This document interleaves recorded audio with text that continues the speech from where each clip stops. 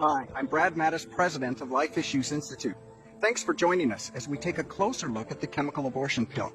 The abortion industry and their advocates say that chemical abortion is a more natural and preferred method of abortion. Is that true? Today we'll be talking with women who have actually experienced the process and hear what they have to say. We'll also be hearing from a medical doctor who will share her professional opinion. Please stay with us. Donna Harrison is the executive director of the American Association of Pro-Life Obstetricians and Gynecologists. She is well versed in the process of chemical abortion, a 2-drug protocol with first pill taken at the abortion facility and the second taken by the woman all on her own, as well as the possible serious risks and complications. The first drug is mifepristone, which is called Mifeprex, and that first drug is taken and it blocks the effects of progesterone in a woman's body. It blocks the ability of her womb to feed and nourish the baby. A second drug is given later, and that drug is misoprostol. It's also called Cytotec. And that drug causes the woman's womb to contract and squeeze the baby out. Dr. Harrison, studies have shown that chemical abortion can be more risky for women than surgical abortion. What do you know about the science and the risks involved? One of the best studies was done out of Finland. In that study, they looked at 42,000 abortion patients. About half of them were chemical abortion, about half of them were surgical abortion. And what they found is that the chemical abortion patients had 4 times the complication rate that the surgical abortion patients had. Hemorrhage, retained tissue. So this was just the immediate complications, not even taking into account the long-term complications. What other complications have you been aware of regarding this pill? Well, one of the most serious complications is a deadly infection called an infection with Clostridium sordelii. That's the infection that led to the death of the beautiful California girl, 18-year-old Holly Patterson. Clostridium sordelii is actually in the soil.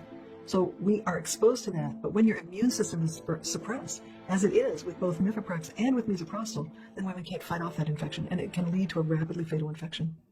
In 1995, Tammy Morris was engaged and looking forward to the next chapter of her life when she discovered she was pregnant. She was already the mother of a young daughter whom she'd given birth to as a teenager and had experienced a surgical abortion years earlier. A lifetime of brokenness, poverty, abuse, and addiction led Tammy to believe she would ruin her upcoming marriage if they started out pregnant. Tammy was convinced a chemical abortion was the only solution. When I met with the nurse and the doctor, they told me that the abortion pill was going to be a simple, mostly painless, private, safe process. It wasn't very long after I took that pill that I began to experience labor. And it didn't take long at all for those labor pains to intensify because I had already given birth to a child, my daughter. I knew what labor felt like, and I was shocked. I thought that I would cramp like I had with my surgical abortion, but that it would be over relatively quickly. This was not that. This was horrific. This was me alone, afraid, and feeling like I'm going to give birth to death. They didn't prepare me for this. They told me that some tissue would be expelled from me, much like clots. And I was on the toilet and I wasn't there very long, and the urge to push was there, and I felt a mess, and then I heard a sound. Horrified, I looked down, and there was my baby in a toilet. How did you feel? Devastated. This wasn't uterine tissue. This was a formed, recognizable, undeniable baby. My baby. My fiance's baby. I began to bleed profusely, more than the allowed or normal amount, and I did seek medical attention. What were the weeks like after that? I was angry. I was ashamed. I was very hard to be around because I had this secret. I had this traumatic experience that I couldn't share with anybody. And after all, how does a mother who killed her own child in the womb intentionally, how does she grieve outwardly? Shortly after graduating from college, Oregon native Elizabeth Gillette and her boyfriend found out they were pregnant. While afraid she couldn't juggle working and being a mom so soon after graduating, she wasn't convinced abortion was the answer. Her boyfriend offered no support and pushed her to make an appointment at Planned Parenthood. Even though she was conflicted, the staff coerced her into proceeding with a chemical abortion. I asked to see the ultrasound, and the doctor said that's really not our policy. And I said I need to see the ultrasound. I need to see it. I had told her at the beginning I'm very unsure. I'm very unsure. And I know how those machines work. She took a still shot of the monitor and then rolled the monitor around so that I could see it, and it was just a photo. It was not moving, even though the wand was moving. And she said, "Do you see? There's no movement. There's no heartbeat. Your pregnancy's not viable." And she lied to me because she knew that I was on the fence, that she knew I wanted to leave. And she had one of those little tiny Dixie styrofoam cup things with the pill in it. She said, "All you have to do is take this." And I couldn't do it. I couldn't take it out of her hand. And she said, "I just can't wait any longer, so you need to take this or you need to leave." No one counseled me. No one told me what the options were. Nobody pointed me to any kind of pregnancy resource centers or anything. At this point, I'd probably been crying, waiting, trying to drag this out for probably 45 minutes, just with that internal turmoil, that battle. And I lost to myself. I did take the pill. She said, "You'll experience some light cramping. It'll be like a heavy period since you're early enough. Shouldn't hurt. You need to take these antibiotics in case the very slight chance of infection."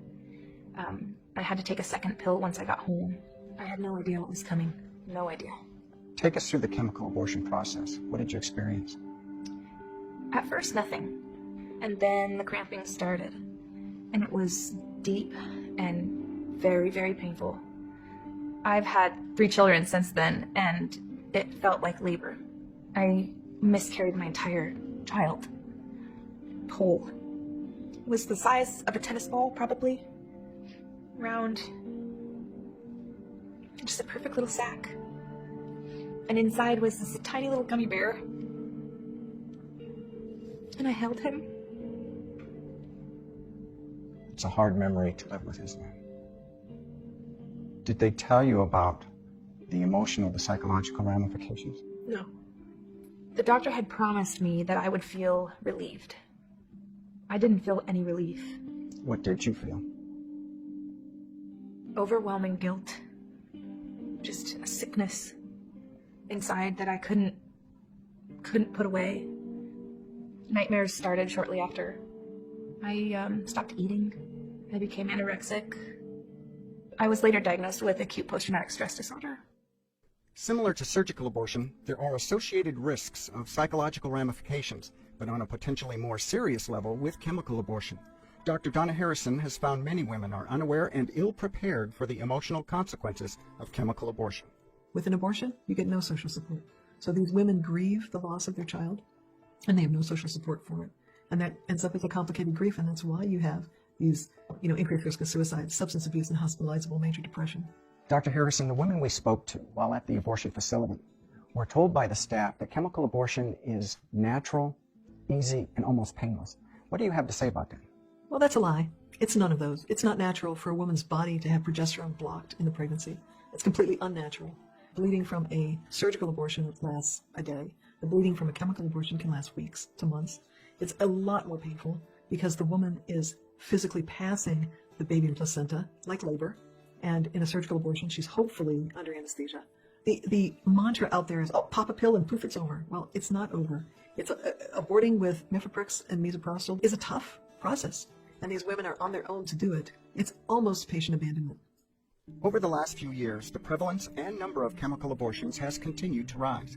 Pro-abortion advocates are ignoring the dangers of chemical abortion and pushing for the abortion pill to become more widely available, including through online sales and telemedicine. The increased availability likely comes with a rise in the number of women who will suffer from serious physical and emotional complications. I think it's really ironic that abortion advocates say they're for women, and they use the coat hanger, and yet now they're pushing a chemical coat hanger on women. But when you have this drug being given without any medical supervision, I feel for the women who are going to be bleeding at night with no one around, no pain meds, no way to get to the ER. Tammy and Elizabeth are firm believers chemical abortion is not the answer, and that women are strong enough to choose life for their babies. You are strong enough. You can do it. There is not a single woman on this planet that is not strong enough to be a mom, or a mom again. Our society is just breeding fear. We tell our women to go out there and get a job and be everything that you can be except be a mom. And that's a lie. I have yet to meet a woman that doesn't regret her abortion. And it's a regret that you can't reconcile. It's forever. What would you say, Tammy, to a woman who may be watching this and contemplating having a chemical abortion? To seek out people that will help her choose life and walk through that. Choosing life, I'm not saying choosing life is easy, but there are resources, there are people who care, there are people who will walk with her. She's not alone.